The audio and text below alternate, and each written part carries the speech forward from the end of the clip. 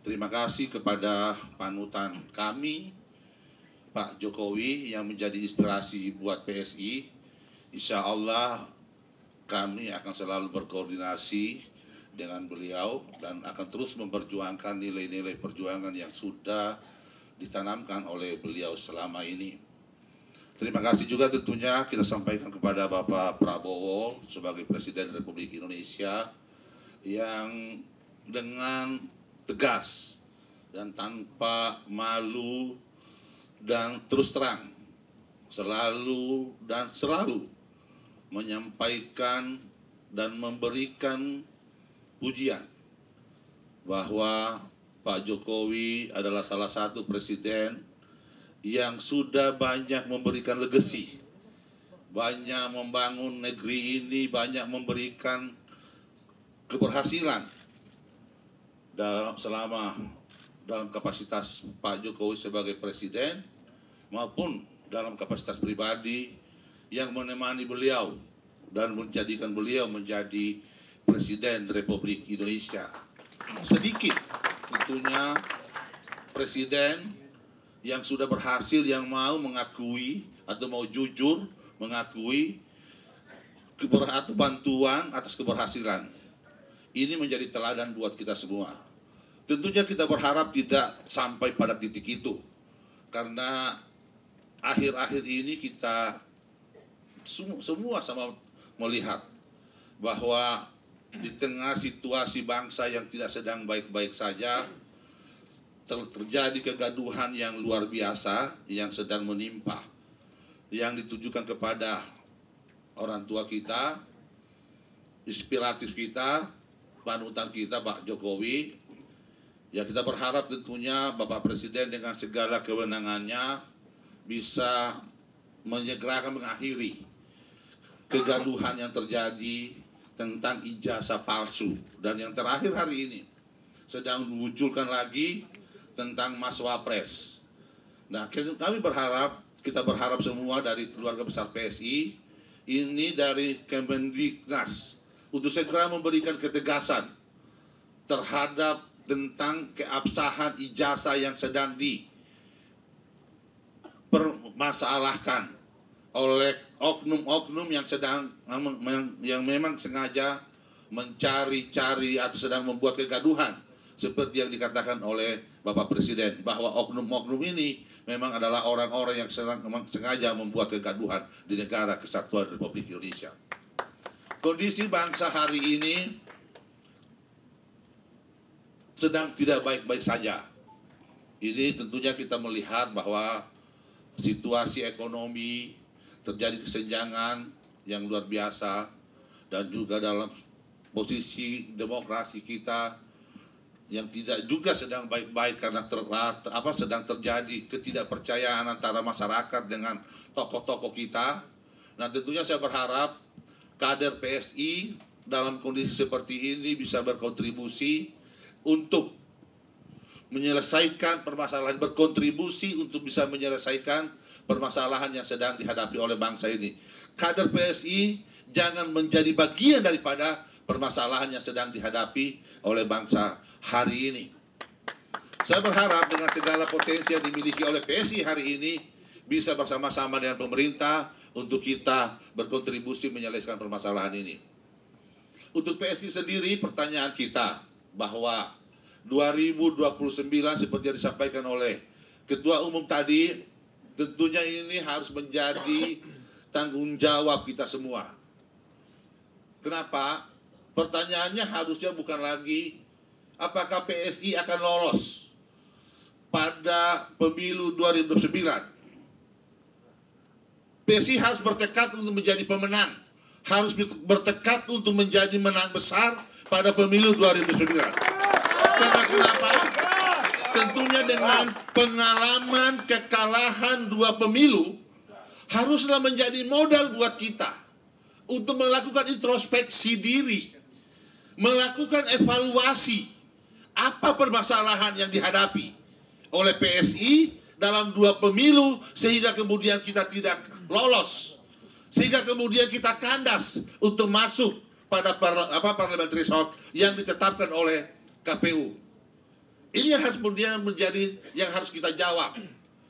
Kalau permasalahan ini kita mampu inventarisir, maka kemudian kepengurusan yang baru selesai dilantik hari ini harus mampu memberikan jawaban terhadap permasalahan yang dihadapi oleh PSI 10 tahun yang lalu.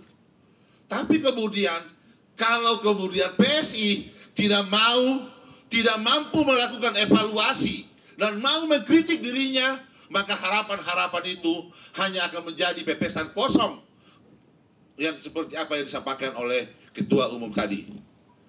Tentunya keinginan untuk melakukan evaluasi kepengurusan itu menjadi kebutuhan organisasi.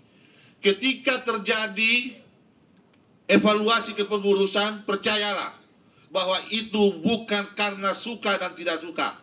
Insya Allah kepengurusan ke depan kita akan bentuk satu standar penilaian untuk siapa yang akan tetap bertahan di Dewan Pimpinan Pusat dan siapa yang harus keluar dari Dewan Pimpinan Pusat untuk kepentingan organisasi, bukan untuk tidak suka dan tidak suka. Ke depan tidak ada lagi pikiran-pikiran orang PSI lama maupun orang PSI baru. Tapi semua kita harus samakan cara pandang kita bahwa yang ada adalah PSI dengan cara berpikir baru untuk kepentingan bangsa dan negara. Ini yang harus kita tanamkan pada diri kita. Waktu 3 bulan saya pikir adalah waktu yang cukup.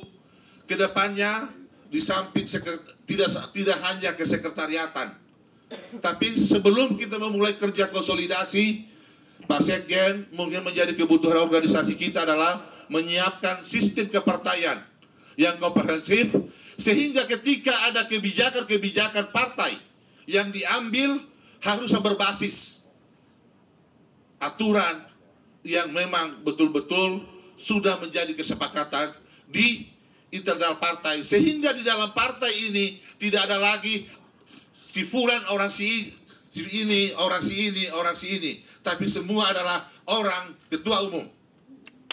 Dalam berorganisasi haruslah kita tanamkan pada diri kita kerelaan kita untuk dipimpin dan kerelaan kita untuk memimpin. Siapapun ketua umum, itu adalah kewajiban kita untuk taat kepada ketua umum. Tidak dipandang siapa yang lebih tinggi, siapa yang lebih pintar, tapi siapa ketua umum, disitulah patron kita. Tidak ada matahari kembar di partai ini menurut saya. Saya hadir di partai ini untuk mendampingi ketua umum, insya Allah untuk memimpin konsolidasi bersama-sama. Saya juga tidak akan bisa menjadi apa-apa tanpa ada kita semua untuk bisa bekerja sama. Saya berharap sekali lagi kebutuhan organisasi ke depan, mari kita memulai melakukan konsolidasi. Kita jangan berbicara tentang pemenangan 2029, tapi mari kita membicarakan tentang kesiapan organisasi kita untuk bisa lolos pada verifikasi. Lolos verifikasi adalah melengkapi organisasi. Melengkapi organisasi bukan hanya kebutuhan untuk verifikasi, tapi syarat untuk menjadi pemenang 2029 adalah melengkapi struktur organisasi sendiri. Untuk itu kepada seluruh kader di daerah, saya berharap tentunya mewakili ketua umum menyampaikan pesan bahwa saya berharap semua kantor-kantor Dewan Pimpinan Daerah maupun kantor-kantor Dewan Pimpinan Wilayah Partai PSI seluruh Indonesia hendaknya dibuka secara lebar, pintunya dibuka untuk menjadi pelayanan, tempat pelayanan masyarakat, di mana masyarakat Indonesia harus bisa mengakses seluruh kantor-kantor PSI di seluruh Indonesia. Di kantor-kantor PSI harus disiapkan fasilitas. Ada fasilitas wifi gratis di kantor-kantor PSI, bisa digunakan masyarakat untuk kegiatan-kegiatan sosial, sehingga kantor PSI semakin kita dekatkan dengan masyarakat yang ada. Kita berharap ke depan setiap ada permasalahan di desa yang ada di pikiran masyarakat adalah PSI solusinya. Kalau itu mampu kita lakukan, insya Allah harapan ketua umum itu akan menjadi kenyataan. Harapan ketua umum. Kita punya modal besar. Pak Jokowi itu adalah modal utama kita. Mas Kaisang itu adalah modal utama kita. Maka menjadi kewajiban kita adalah menjaga dua tokoh ini, menjaga image kedua tokoh ini, sehingga di hadapan masyarakat selalu tetap kelihatan baik. Dan saya berharap kali lagi, Pak Jokowi, saya berpesan, Pak Jokowi tidak membutuhkan kita, tapi PSI membutuhkan Pak Jokowi. Untuk itu, semua kader PSI harus berani berdiri barisan terdepan untuk menjaga kehormatan Pak Jokowi. Selama ini Pak Jokowi dikoyo-koyo, tidak ada kader PSI yang berani berbicara. Semua takut, semua diam membeok. Ke depan tidak boleh lagi seperti itu. Kalau kita mengaku sebagai kader, kita mengaku Pak Jokowi sebagai panutan kita, maka kita harus berdiri di garis terdepan untuk menjaga kehormatan beliau. Setuju? Sanggup? Saya pikir ini saya bisa sampaikan, lebih kurang saya mohon maaf. Sekian dan billahi taufiq hidayah. Assalamualaikum warahmatullahi wabarakatuh.